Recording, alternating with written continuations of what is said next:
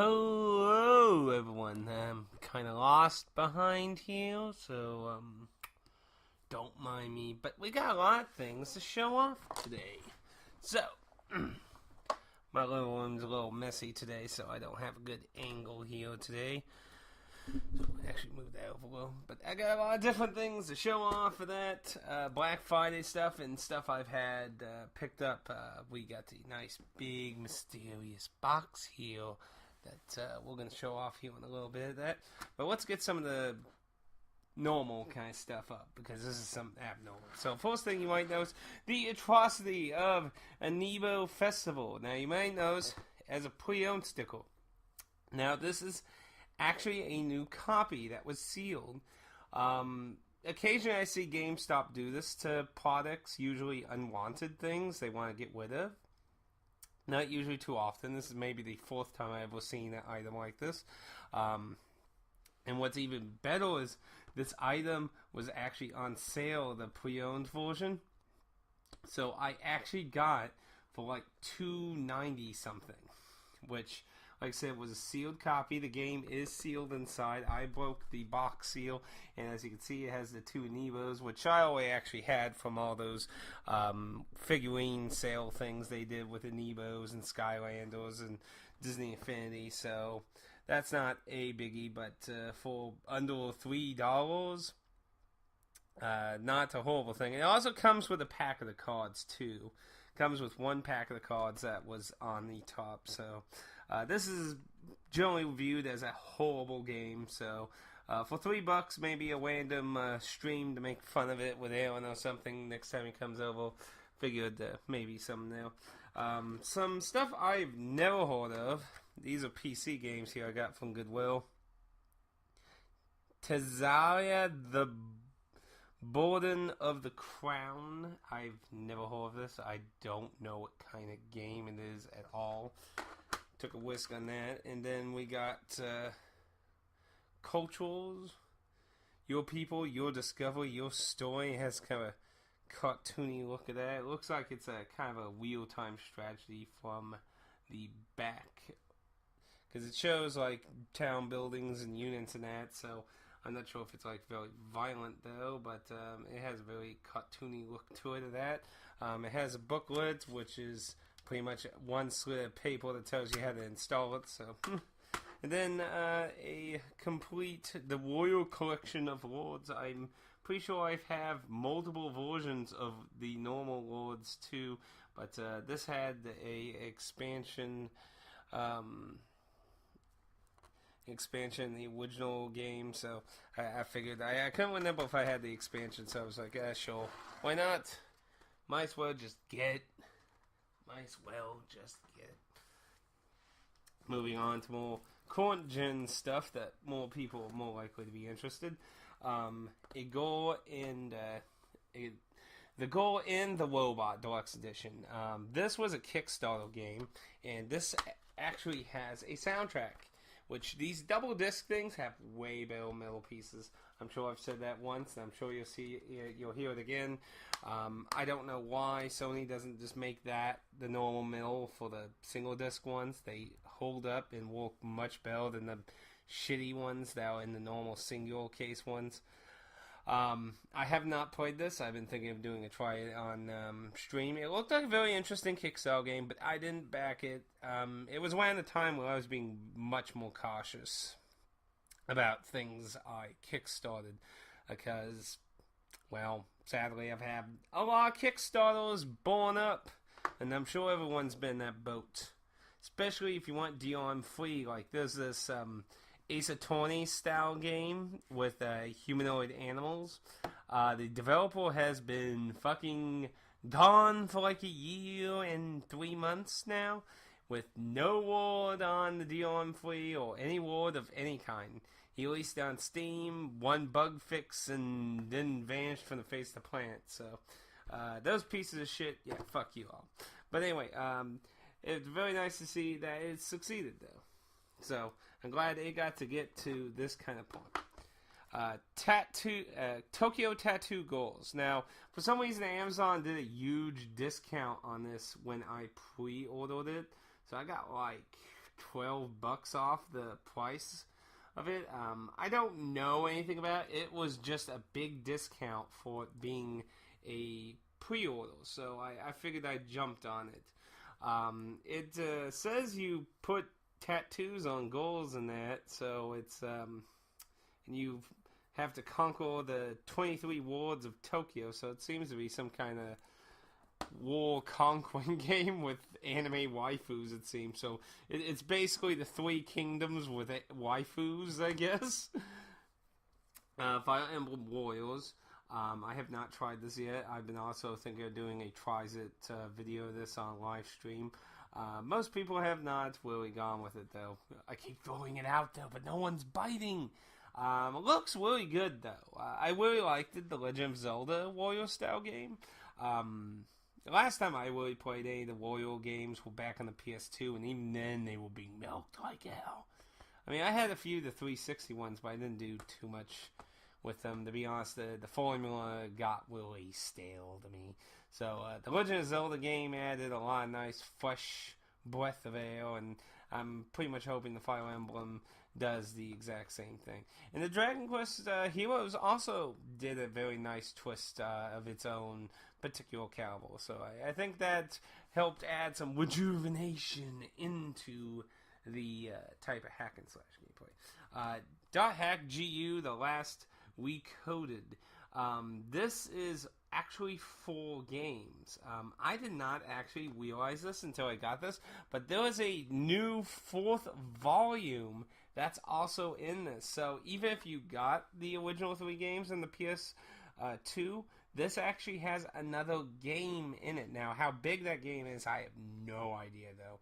But I never got any of the GU games because I never finished the 4th of the original Dot Hack game. I made it all the way to the 4th one, and it got really grindy and never ended up finishing it. I was a big fan of the Dot Hack series, though. I actually have all the English novels, the manga, watched all the animes. About the only 2 things I didn't have prior, well, if we count GU, I didn't have the GU series. I don't have Link, which was a PSP Dot Hack game, and I don't have the fighting game, which has been on my import wish list for quite a while to get, actually. It doesn't go for very much, that fighting game, so that's definitely something I really need to get. PSP game, I think, is pretty cheap, too. I do actually have the Japanese exclusive Dot Hack game that actually used to be online. I actually own that, as odd as that is. But I never got to play its online, though. It was long dead by the time I got a copy of it. So, that's a bit of a shame in that regard. But I do think there was a fan server, I think. But I don't know if you can... I don't think you can use the actual software like with Resident Evil Outbreak's Japanese versions. I think you have to actually go the emulation route to access that, I think. Not 100% sure. Moving on, anyway. Seven Night 6, The Lost Borders. I really did actually want the collector's edition of this, but I was really hesitant because the thing is, Genji Walk said if it got lost in the mail, you were kind of tough out of luck. Because there were no new copies to replace it with. So, it's a bit of a shame, so I got scared out of buying it, especially recently when I actually had 3 Limited 1 games get stolen. And I was very sad because I was waiting for Skullgirls, and I got that stolen with 2 other Limited 1 games that were in a single package. And, well, they could have been, to be fair, they could have been lost. We don't know 100% sure, but They were marked as delivered. The mail people swear up and down they were delivered, and well, that's the case. What's something, because this has considerable weight to it. Do I get something I can get through this plastic here? There we go. I hear this has a very extensive book, so why not take a look at that? After all, this has been a long ways in the making for the English version, so why not? So let's see. Oh, shit! Oh, that's not fucking good. Well, because this shit's garbage. Wow, that is a thick-ass fucking booklet. That is the thickest PS4 booklet I think I've ever seen. It's in full color. It is 34 pages long. It's full color. I mean, the screenshots are pretty decent size, but you got profile pictures of the characters.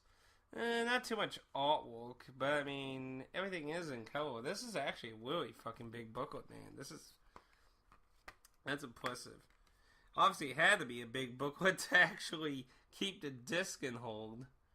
Oh, man. That really pisses me off, though, that fell out. Yeah, I was a little uncautious, though. That was terrible. Fuck, man. See, normally you can hear the disc rattling around because they don't usually have booklets. Well, that sucked. But anyway, some limited one games. The Flame in the Flood. I don't know much about that game. This game I do know some about. This was a indie bullet hell game, and apparently it actually has a little lewd content into it. I'm not really sure exactly. Something about like some of the enemy goals like lose some of their clothing or something. So I didn't know about that, but and actually this feels like this actually is kind of hefty too. This time though, let's not have the disc. I want to see if this actually has a pretty hefty book too, because it actually feels very heavy. And let's be very careful this time. That really did suck though. But yeah. This is a bullet hell type game. Heard a lot of good things about it. Yeah, this one's actually in the placeholder, and oh my goodness, it actually does have a decent sized book. Actually, it has 2 books? What's the second one? Is it a little miniature art book? Oh wow, it is. It's actually a little art book of the characters and shit. There's a lot of detail and stuff. That's very nice, actually. I wasn't aware of that. That's very nice. I don't know anything about any of the characters though, so. But it's in full color and it has sketches in them. The booklet has some screenshots. It's in color, but not any real big artwork, so it gets the job done though. So a little miniature art book with it. That's actually very nice. I like that. This is something I've been wanting to try actually because it's pretty good actually. The shocking thing, Wonder Boy, The Dragon's Trap, which I think was the 3rd Wonder Boy game. This is getting put on like everything now. It seemed like at first the limited one game was going to be the only version, but now it's getting actual retail versions for the Switch and the PS4. PlayAsia had its own one of it with the English version, so this isn't going to be very well at all. It doesn't seem. It seems there's going to be plenty of that on the open. The sequel to a Vita game that I thought was pretty interesting. This, you play as 2 different killers in a very corpse party kind of style game with ghosts and shit. Very interesting. I really enjoyed the first game. I still need to do a review on that one. I tried to do a review. I wasn't happy with its outcome, so I kind of threw it back on the back burner. Something I got pre-owned at GameStop was the Jumanji. Well, I'm saying it wrong, I know, but I did play the original of this like way back, and it's very nice, very nice. I liked it. So it was only 8 something of that. So moving on. Let's see, I'm going to save that because that's going to spoil what the big box is, which some people should know what the big box is if you watch my Let's Play channel. So Black Friday stuff. This stack here is going to be all Black Friday stuff. Injustice 2, Kingdom Hearts 1.5 and 2.5. I don't know why they do all this. Just say 1, 2, Chain of Memories, and fucking Birth by Sleep. It doesn't even advertise Birth by Sleep on there, oddly enough. That's weird. This case also got warped, sadly. It's kind of shitty. But, I got one of the main reasons I wanted to get this because I always wanted to try the 3D Chain Memories. I never watched anyone play it before that. I was actually kind of disappointed with it. I was kind of hoping it had a lot more improvements over the GBA game, but instead it actually proved to be faithful, which normally wouldn't be something I'd complain about, but I guess I kind of felt like they would take the opportunity for big areas without the small little square rooms. The Explorers Edition, I was going to say Adventurers Edition, of Breath of the Wild from Walmart, which they did $49.99 after Black Friday. For some reason, Amazon did that then. I don't know why, but Walmart was the only one on Black Friday that did $49.99, so I went with that. It comes with a map and some kind of miniature guidebook kind of thing.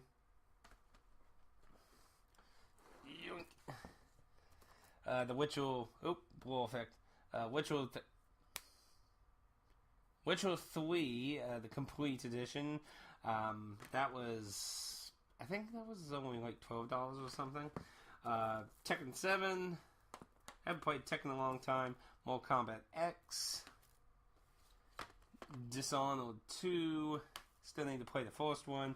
And Watch Dogs 2. Those were all incredible cheap AAA games that Walmart had.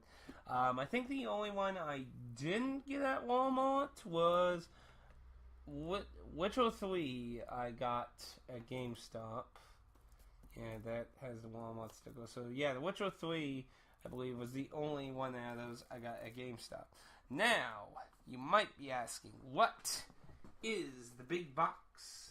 And probably not should have these small cases on the bottom, making this giant stack of stuff that's bigger than them unbalanced.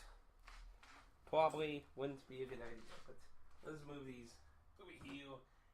I'm sure looking at the nice fuzzy football pajamas. Hey, I'm not a football person, but they keep me warm. So, anyway, what is the mystery box? Well, the mystery box has to do with these two games, which are my only physical things. Though one of the PSN games was for it, and the Dampa Wampa demo for the PlayStation VR, which is way too big for the camera at this close-up. So, yes, if you've been watching my live streams, I already did 2 live streams using it. I'm actually really impressed. I really went into this thing thinking it was going to be a fucking piece of garbage, to be honest.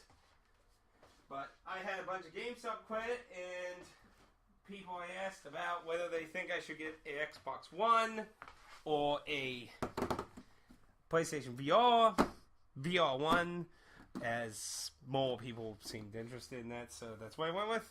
So next time I actually build up credit again, I probably will finally get an Xbox One unless something actually new comes out.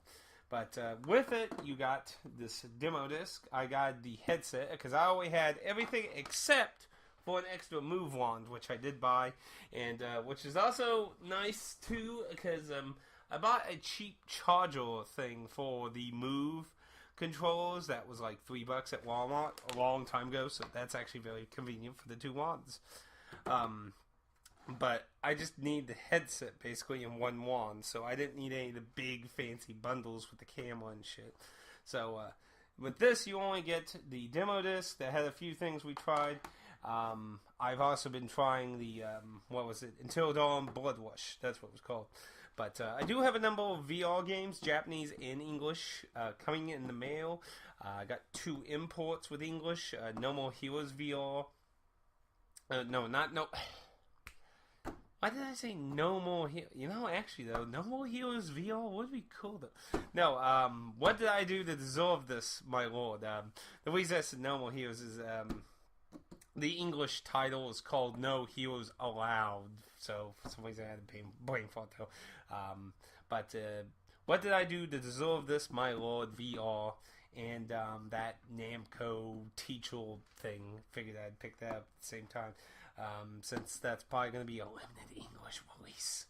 with the Asian version. So I figured I'd get that in case down the road I want, and it's not $5 million. But my first actual physical VR game here I got is the IGN's recommendation of just what PSVR needs: the Psychonauts in the Wonders of Ruin, which also includes a Psychonauts voucher for PS4 version of the original Psychonauts. This I saw a little gameplay of. It seems to be a very kind of a point-click mixture. Like, if you've seen a lot of early Steam VR games using teleport methods instead of actual movement, or how I see a lot of articles like to describe it locomotion, but actual normal movement, this is kind of a hybrid of a point-and-click and teleporting. You apparently just teleport into the perspective of different characters and interact with crap in front of them. So, yeah, it's teleporting into people in a click and base kind of way where you interact with items and that. So it's kind of interesting that. I do look forward to Psychonauts 2. I really liked Psychonauts 1, even though Tim Schafer kind of became a douchebag. But see, inside the VR set, you get this very nice box that just opens up sideways. It's very nice for storing the actual VR headset. It's pretty simple. The wires going to the actual system, though, there's quite a few, but the headset itself is pretty simple. It's just a goggle kind of thing. It goes over your head and that. The only thing I think is kind of weird is you kind of stretch this backwards to get around your head. And it has a button on the bottom that moves the front part. It took me a while because I was like, I don't know. It doesn't seem like it bends or anything. So, but it's too close to my head, so I can't get it on. So I was like, I'm getting confused here. But this box makes excellent storage for this. It's very nice. So, but I have been enjoying the very little stuff I've tried with the VR. And I'm waiting for a few more games, and then I'm going to do a video talking about what I think about the VR. But be honest, I'm really impressed with it. I thought it was going to be garbage. I thought it was going to go, ha, what a waste of money. Though, to be honest, I still kind of think it's a waste of money, because there aren't a lot of games still being developed for it. They're all games. There was a niche audience of games taking advantage of it, but not a lot, and that makes the 200 price point, which is just this. Not everything else you need, which would be the console, 2 wands, PlayStation 4 camera, all on top of that. But, yeah, it's very interesting. If you got the money, I probably would recommend it, but I'll save that for the video of that. And that is the pickups I have at the moment. Sorry about the Summon Night 6 falling on the floor. Believe me, that wasn't planned at all, and I am very, very mad at male people about that, but can't do anything about it. It's crappy PlayStation 4 cases for you. Anyway, if you got any questions or anything, please leave a comment down below, and I hopefully will see you in some streams or something on my Let's Play channel that, like I said, I've been showing off the VR and that, and I got a few viewer request stuff I've been doing too, so see you around, and I'm also going to be working on some reviews coming up, so look forward to that.